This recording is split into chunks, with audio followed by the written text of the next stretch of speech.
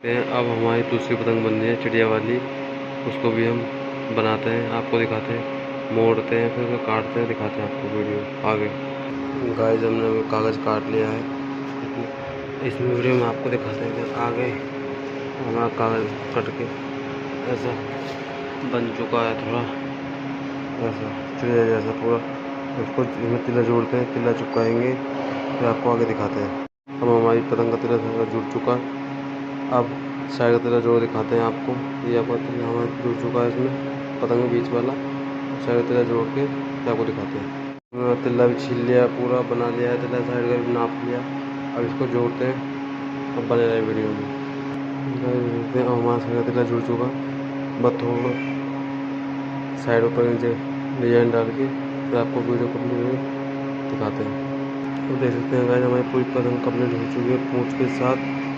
आज वीडियो को यहीं पे समाप्त करते हैं। जय भीम, जय भारत।